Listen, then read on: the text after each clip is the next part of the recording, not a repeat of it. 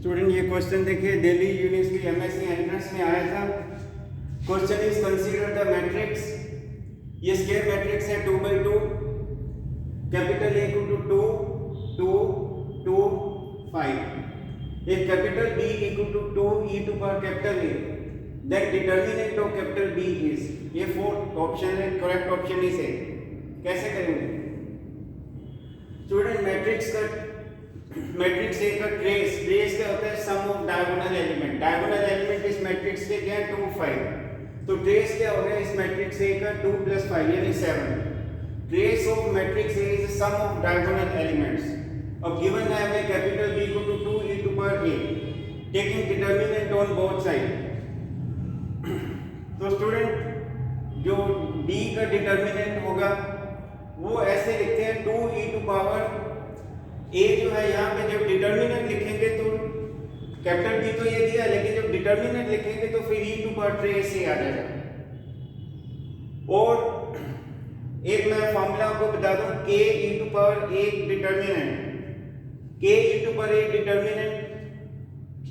Determinant of k e to power a किसके बराबर होता है? k to power n e to power trace a। आप यहाँ देखो, यहाँ तो e टू पावर a है डिटर्मिनेंट, लेकिन जब डिटर्मिनेंट खुलता है तो ये e to power trace a है, ओके की पावर ऊपर पावर n है, और n यहाँ पे ऑर्डर ऑफ मैट्रिक्स है, और इस मैट्रिक्स का जो ऑर्डर है वो 2 है, क्योंकि 2 रोज है, 2 कॉलम है, स्क्वायर मैट्रिक्स है 2/2, तो ऑर्डर 2 है इसका। तो ऑर्डर ऑफ मैट्रिक्स यानी कैपिटल N की वैल्यू 2 दी हुई है, और k यहाँ पे जो है, अगर आप इसको कंपेयर करो इसके साथ तो k की वैल्यू 2 है, और ऑर्डर मैट्रिक्स 2 है, और e टू पावर आगे ट्रेस है। ट्रेस मैंने अभी आपको बताया मैट्रिक्स का 7, तो 4 e टू पावर 7, तो करेक्ट ऑप्शन इज ए। बहुत अच्छा क्वेश्चन है ये। नेक्स्ट क्वेश्चन आप देखिए, ये भी दिल्ली यूनिवर्सिटी एमएससी एंट्रेंस में था। आपको पता है mathematics is language of physics. और अब ये क्वेश्चन आप देखिए, क्वेश्चन मैं रीड कर देता हूँ। द वैल्यू ऑफ डिटर्मिनेंट, ये डिटर्मिनेंट दिया, कैसे करेंगे? 4 ऑप्शंस हैं। डी ऑप्शन मैंने लिखा, गिवन डिटर्मिनेंट को हम इस प्रकार लिखेंगे 2 5 3 9 2 5 -20 -9 3 प्लस आयोटा डिटर्मिनेंट ऑफ 2 5 2 9 2 -4 -20 -9 6। अब ये जो इसको जब इस डिटर्मिनेंट को सॉल्व करेंगे तो 0 आएगा, वो आप कर लेंगे। इसको मैं सॉल्व कर देता हूँ, 2 इंटू तो 6 -45 तो +45 -5, इसको छुपाया तो फिर 9 इंटू 3 27 माइनस और माइनस प्लस तो 100, फिर +3 इंटू 9 इंटू -9 -81, और ये +40। कैलकुलेशन किया तो ये -656 आ जाएगा। तो यही हमें बताना था कि इस प्रकार के क्वेश्चन डिटर्मिनेंट के भी एमएससी एंट्रेंस में आए हुए हैं। स्टूडेंट नेक्स्ट क्वेश्चन देखिए, general solution of differential equation d3y और dx³ + 1y d2y और dx² + 1y dy और dx = 0 can be expressed as c1 c2 and c3 are constant. ये ऑप्शंस है।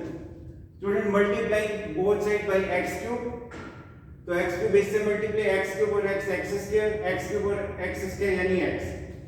और आप जानते हैं इसको, अगर इसको हम d बोलेंगे, ये क्यूब वाली टर्म d * d - 1 * d - 2, और ये स्क्वायर है प्लस d * d - 1, और ये मैंने अभी बताया plus capital T = 0, capital T common तो ये आ गया।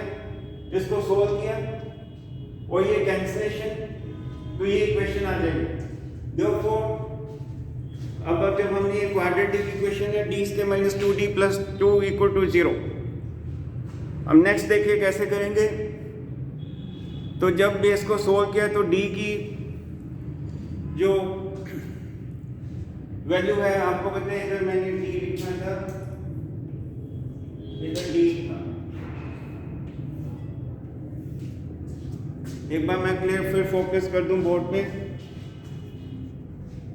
ये d साथ में था,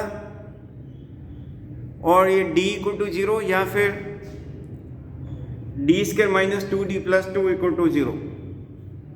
तो d की वैल्यू 0, और आप अगर d² - 2d + 2 = 0, तो क्वाड्रेटिक इक्वेशन सोल्व करके ये वैल्यू आ गई 1 + 8 है 1 - माइनस आइटा। और ये नोट करिए, रूट्स इमेजिनरी हो तो if the roots are alpha plus और minus iota beta, that is alpha plus iota beta comma alpha minus iota beta, then solution will be y equal to c1 e to power alpha plus iota beta into x plus c2 e to power alpha minus iota beta into x। तो इसी को follow करते हुए ये तो एक root 0 था तो c1 e to power 0, ये दो रूट्स जो है इमेजिनरी है, 1 plus iota and 1 minus iota, तो ये आ जाएगा e to power 1 plus iota into z plus c3 e to power 1 minus iota into z, और z equal to log x, तो यहाँ पे z की जगह log x डालना तो y आ जाएगा c1 plus c2 e to power, इसको इस प्रकार से लिखते हैं आप, power formula log m raised to power n equal to n log m, तो log x ऊपर 1 plus iota, क्योंकि इसको सोल्व करेंगे ये पावर बाहर आ जाएगी 1 plus iota into log x plus c3 e to power, इसको भी ऐसे पावर में लेंगे क्योंकि सोल्व करेंगे 1 minus iota into log x, और अब e to power log आप जानते हैं कि e to power log is 1, तो आ जाएगा c1 plus c2 into x to power 1 plus iota plus c3 into x to power 1 minus iota। तो यही ऑप्शन ए जो है ये करेक्ट ऑप्शन है।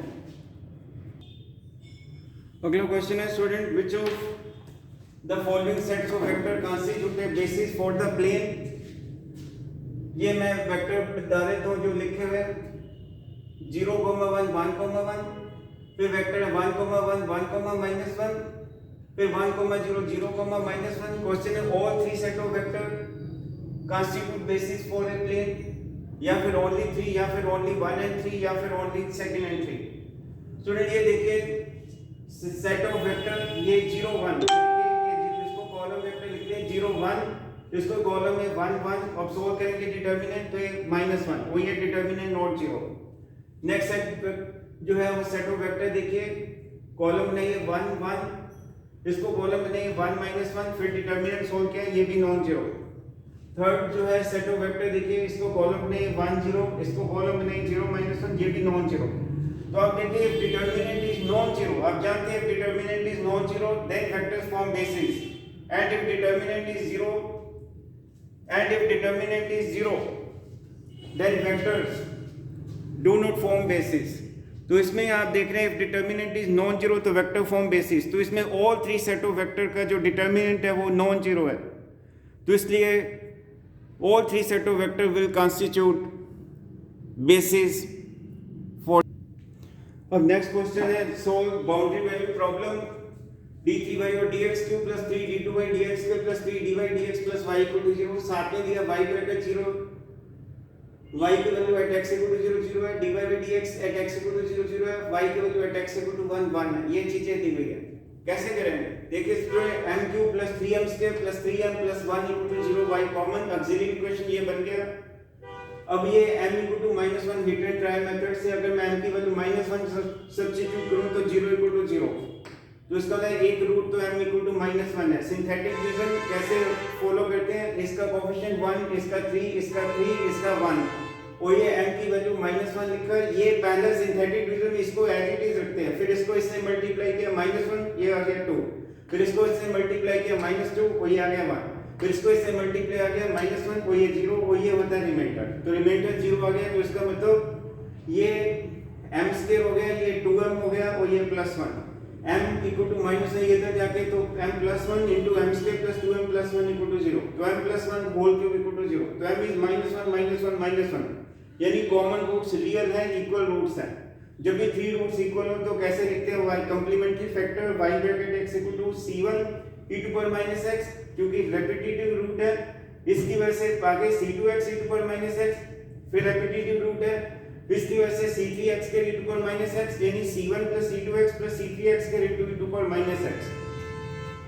अब हमें ये y डैश ऑफ x निकालना है, यानी डिफरेंशिएट किया विद रिस्पेक्ट टू x, ये product of two function, first function derivative of second plus second function derivative of first.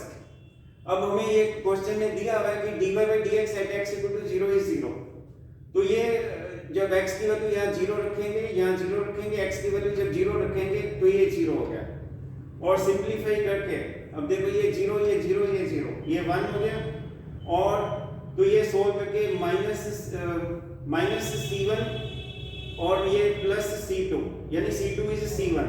फिर नेक्स्ट हमें ये दिया हुआ है हमें y की value at x equal to 0 is 0।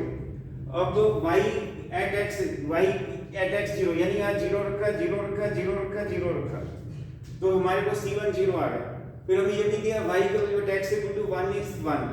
फिर यहाँ पे x की वैल्यू 1 रखे, x की वैल्यू 1, x की वैल्यू 1, x की वैल्यू 1, तो C1 0 है, तो इसका मतलब C2 भी 0 है क्योंकि दोनों इक्वल है। अब C1 0 C2 0, तो देयरफॉर y की value at x equal to 1 is 1, तो 1 is equal to C3 over e, तो C3 equal to little e। Therefore अब C1 भी is known to you, C2 is known to you, C3 is known to you. C1 C2 तो 0 है, ये 0 ये 0, C3 की वैल्यू लिटिल e और into x square into e to power minus x, तो ये आंसर आ जाएगा x square e to power 1 minus x। तो ये इस क्वेश्चन का आंसर है। Thank you.